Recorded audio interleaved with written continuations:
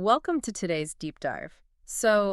When you think about the most dangerous thing on a firing line, you probably think of like a misfire or just a novice shooter, right? Right, yeah, that's usually the assumption. But according to the source material we're looking at today, the biggest threat to your life and, to an entire business's livelihood might actually be the guy holding the timer. Which is a pretty wild shift in perspective. It really is. We are taking a hard look at the hidden, frankly, massive legal dangers lurking within the firearms training industry. Our guide for this deep dive is this March 2026 article published by Valortic. Oh yeah, written by Herfel. Exactly, Herfel, a veteran with like a 30-year career spanning law enforcement and firearms education, and he gave it a pretty heavy title. It's called Pseudo Firearms Instructors and the Legal Liability They Ignore. And, we should clarify right up front, Herfel takes a very strong, highly critical stance here, almost adversarial against what he calls these pseudo-instructors. Yeah, he doesn't pull any punches. He really doesn't. He views them as an active public safety hazard. But just to be clear for everyone listening, our objective today isn't to endorse his specific condemnations or take a side in this industry infighting. Right. We're just here to break it down. Exactly. We want to impartially map out the legal architecture he's pointing at. We're going to look at the actual mechanics of liability, negligence, and federal compliance so you can understand the legal thresholds being crossed in this high-stakes environment. Okay, let's unpack this. Because reading through her fellow's breakdown of the modern firearms instructor, I kept thinking about, the mechanics of liability versus just the aesthetic of competence. Oh, the aesthetic. Yeah, that's a good way to It go. totally reminds me of someone who is an absolute master at like a home flight simulator. Right, the guys with the whole setup in their garage. Exactly. They have the multi-monitor setup. They Mhm. know every physical switch in the cockpit. They can land a virtual 747 in a crosswind perfectly. I mean, they look the part. Sure, they've got the physical mechanics down. Right. But if you put them in a real control tower, they have zero idea how to legally clear airspace or read a radar or manage federal aviation regulations. That's a really great analogy. Right. On the range, you see these instructors wearing all the tactical gear, running the shot timers, posting these slick videos on social media, entirely focused on the physical mechanics of shooting. But Herfel argues they are completely blind to the legal reality of the environment they're creating. What's fascinating here is how that flight simulator analogy directly mirrors the legal concept of assuming a duty of care. Duty of care, right? Yeah. Herfel argues that the firearms industry doesn't just have a poor shooting standards problem. It has a fundamental legal ignorance problem. Meaning they know how to look the part, but they miss the real issue. Precisely. They posture, but they miss the critical transition moment where teaching becomes a legal liability. Which happens when... Well, the moment an instructor brings unknown students onto a firing line, furnishes them with weapons, provides live ammo, and dictates their physical movements during a drill, they cross a massive legal threshold. So they aren't just a teacher anymore. No, not at all. The law no longer views them as just someone passing along a physical skill. Legally, they have become the architect of a high-risk environment. Wow. Which means the burden of responsibility shifts entirely to them, right? Exactly. And he emphasizes that this liability doesn't just suddenly materialize the second, an ambulance is called. Wait, so the liability starts earlier. Way earlier. Herfel writes that pseudo-instructors operate under this delusion that danger begins after a negligent discharge. But in the eyes of the law, liability begins the moment a business stops operating like a professional enterprise and starts operating like, well, a cash table. Just taking whoever walks in the door. Right. When you accept unknown students with little to no screening, you actively build what courts call a foreseeable zone of risk. A foreseeable zone of risk? That sounds intense. It is. Legally, it doesn't just mean someone might get hurt. It asks a very specific question. Did you, as the authority figure, create an environment where injury was a likely outcome of your specific failure to act?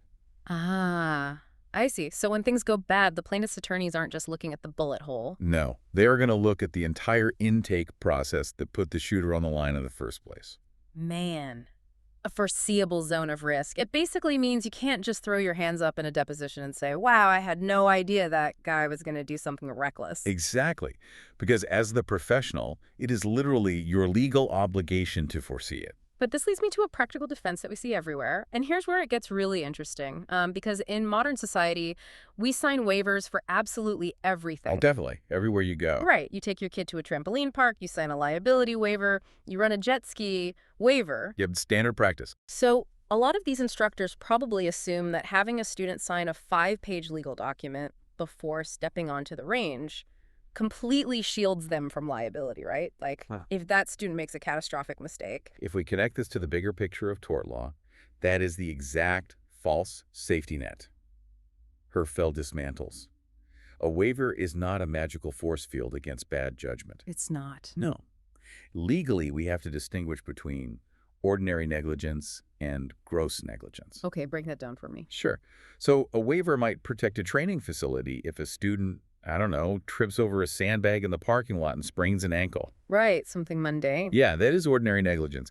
But when you are dealing with lethal tools and live ammunition, allowing an unvetted, potentially erratic stranger onto a firing line frequently crosses into gross negligence. Oh, wow. So the courts don't care about the waiver at that point. Exactly. Courts routinely throw out waivers when the person running the event demonstrates a reckless disregard for basic safety standards. I see. It's kind of like dram shop laws for bartenders. Oh, that's a good comparison. No, like a bartender can't just keep serving a visibly intoxicated person, hand them their car keys, and then point to a sign on the wall that says drink responsibly when that person crashes at their car. Right, because the bartender supplied the hazard to an unfit person. Exactly. And negligent entrustment does the exact same thing with a firearm. That is the perfect framework. Negligent entrustment is the specific legal peril Herfel focuses on here. So what exactly makes it negligent entrustment? Well, at its core, it occurs when you supply a dangerous item to someone that you knew, or crucially should have known, was unfit, reckless, incompetent, or impaired. Should have known. That's the kicker. Yep. When an instructor hands a gun and a magazine of ammo to a stranger and says, run this high-stress drill, without having done any meaningful verification of who that person is, they're entrusting a lethal instrument. And if they haven't vetted them, that entrustment is careless. And the liability is devastating. The excuse of, I didn't know they were dangerous, falls apart completely because a professional's job is to know. Herfel is incredibly blunt about this in the source material. I mean, he literally writes, a student's payment does not equal legal eligibility. Which is such a strong point. It really is. Just because someone's credit card clears does not mean they belong in a live fire shoot house.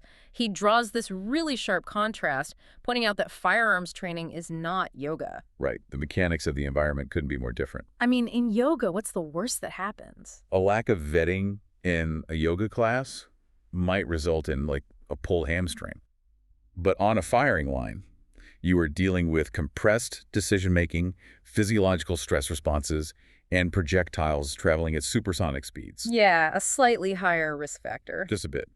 Treating that environment with the same casual intake process as a weekend hobby isn't just an oversight. Herfel argues it is actively gambling with public safety. So if a signed piece of paper doesn't cut it, what does a legitimate vetting process actually look like mechanically? Like, how do you defend against a negligent entrustment claim? Basically, a defensible vetting system creates a paper trail of competence and character before the student ever touches a weapon. Okay, so what does that entail? Herfel suggests that real professionals require prerequisites. That might mean requiring the student to hold an active state-issued concealed carry permit. Because that proves they've at least passed a basic government background check. Right. It might also involve requiring certificates from reputable foundational courses or even conducting mandatory phone interviews to assess the student's attitude and baseline knowledge. A phone interview for a firearms class. Yeah. Or requiring them to pass a cold bore qualification test on the morning of the class before any advanced drills begin. I guess the goal is to prove to a potential jury that you actually tried. Exactly. You took affirmative, documented steps to ensure the person you handed that weapon to was of sound mind and capable of handling the responsibility. Okay, but let's say that waiver fails, and the instructor gets sued for negligent entrustment.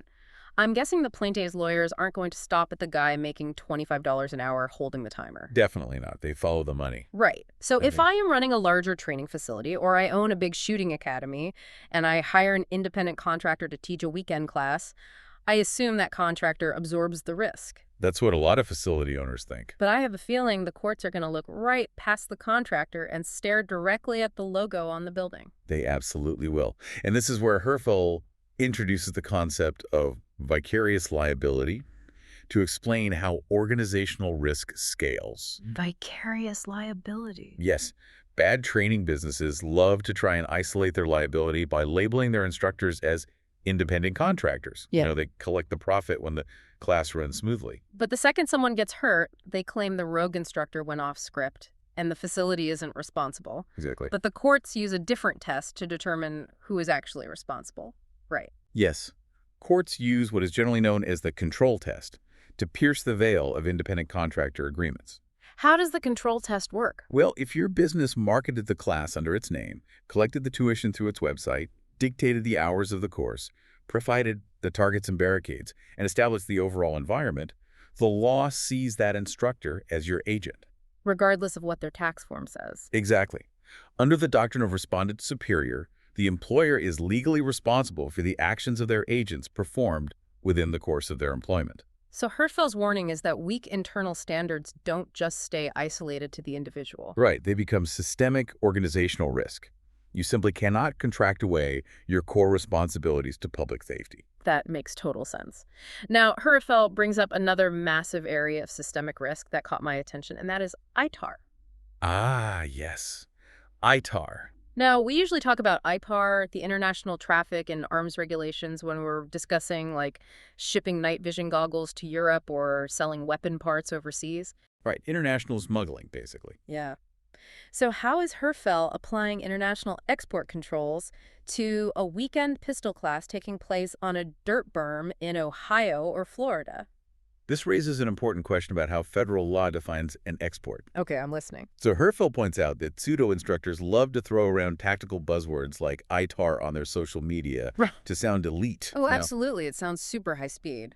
But their actual business practices demonstrate a complete ignorance of what the law actually requires domestically. Because under ITAR, an export isn't just putting a physical missile in a shipping container. What else is it? The State Department also regulates the export of defense services and technical data. Technical data? Yes, and providing advanced tactical training to a foreign person, even if that training happens entirely on U.S. soil, is legally considered an export.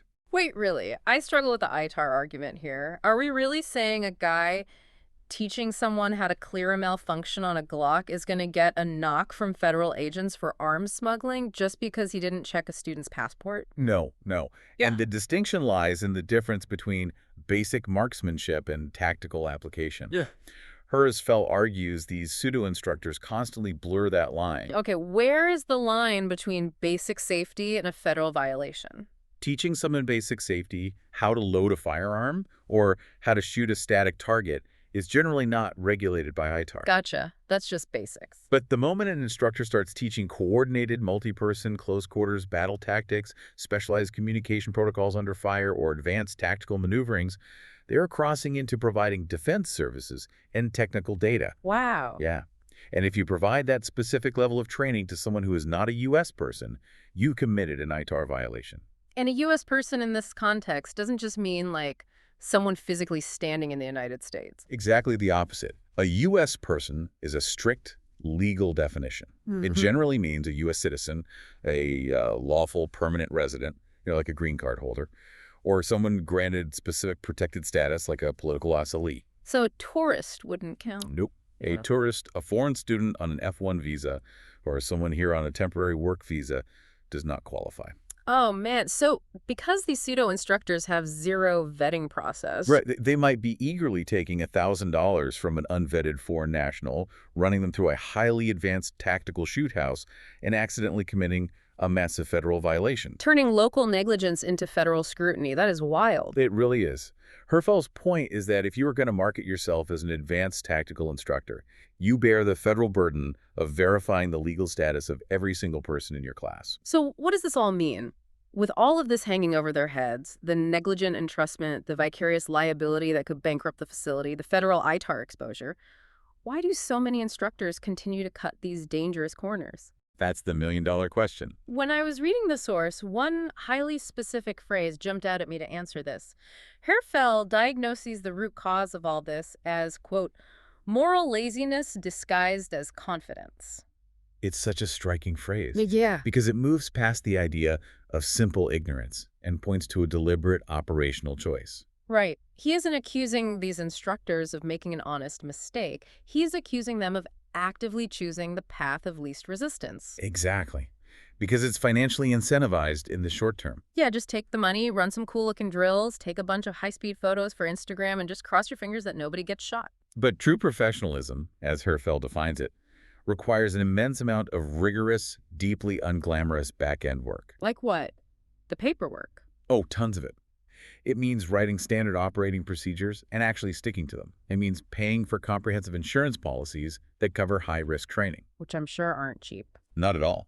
It means spending thousands of dollars to have legal counsel review your ITAR compliance and your liability waivers. And perhaps hardest of all for a small business, it requires having the discipline to turn away revenue. Telling a paying customer, no, you cannot take this class because your background check flagged or your interview answers were erratic, that takes real integrity when you have range fees to pay. It does. And that integrity separates the professionals from the pretenders. Absolutely. Real professionals don't operate on ego, and they don't operate on vibes. They build systems. They verify identity.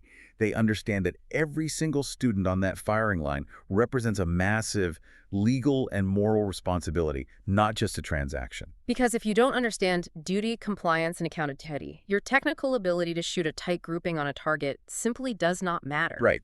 You're putting your students, your host facility, and the public at risk. Herfel sums it up with a line that anchors this entire Valortech piece. He says an instructor who understands recoil but not responsibility is not an asset to the industry. He is a hazard. That really drives the point home. It really does. We've moved completely past the tactical gear, the loud commands, and the range timers. What this source reveals is that legitimate firearms training is fundamentally an exercise in risk management and legal duty.